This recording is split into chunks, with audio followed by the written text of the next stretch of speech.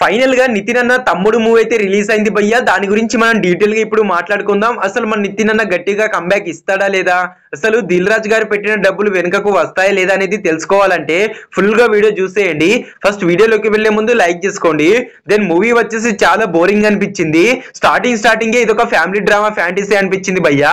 And movie స్టోరీలోకి వెళ్తే మరి వాళ్ళ అక్క వచ్చేసి ఒక గవర్నమెంట్ జాబ్ అని భయ్యా.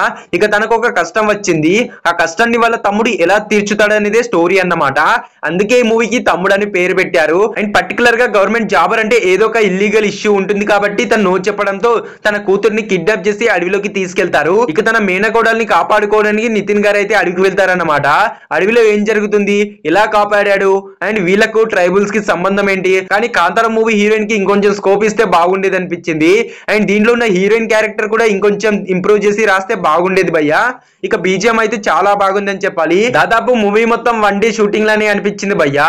ఓవరాల్ గా తమ్ముడు మూవీ మళ్ళీ మన నితిన్ అన్న కూడా చాలా డిసప్పాయింట్ చేసేలా ఉందని చెప్పాలి.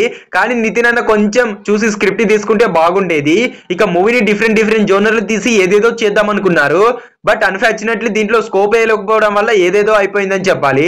అసలు దీంట్లో ఉండే హీరో క్యారెక్టర్ కి స్కోపే లేదు భయ్యా. దీంట్లో ఎందుకు గేమ్స్ ఆడతాడు, అసలు వాళ్ళ అక్కకి ఇచ్చిన మాటని ఎందుకు అలా మర్చిపోయి వెళ్ళిపోతాడని స్టోరీలో కన్ఫర్మ్ గా చూపించలేదు. అండ్ దీంట్లో ఉన్న క్యారెక్టర్స్ కూడా అంతంత మాత్రమే అనిపించాయి భయ్యా. అండ్ మెయిన్ గా వచ్చేసి విలన్ క్యారెక్టర్ కొంచెం అట్రాక్టివ్ గా అనిపించింది. కానీ దీన్ని ఇలా లాస్ట్ కి కూడా లేపేస్తారని చెప్తున్నా. ఓవరాల్ గా మూవీ అయితే చాలా డిసప్పాయింట్ చేస్తుంది. నితిన్ అన్న ఫ్యాన్స్ అయితే చాలా ఘోరంగా హట్ అవుతారు. ఎందుకంటే తను గన్ ప్యాక్ ఇచ్చి చాలా ఇయర్స్ అయింది. అప్పట్లో ఇండస్ట్రీ హిట్ ఇచ్చారు. ఇప్పుడు ఒక హిట్ కొట్టడానికి ఇంత టైం పడుతుంది ఏంటి అని అందరూ ఆలోచిస్తున్నారు భయ్యా.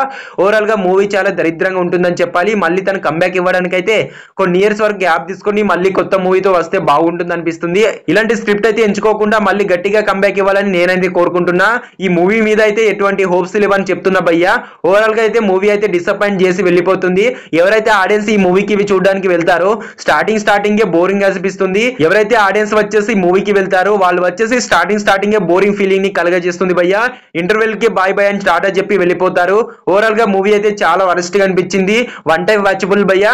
ఎవరైతే ఈ మూవీకి వెళ్తారో గట్టిగా కామెంట్ చేయండి మన వీడియో కింద. దెన్ ఇలాంటి ఇంట్రెస్టింగ్ వీడియోస్ కోసం do subscribe our channel. By.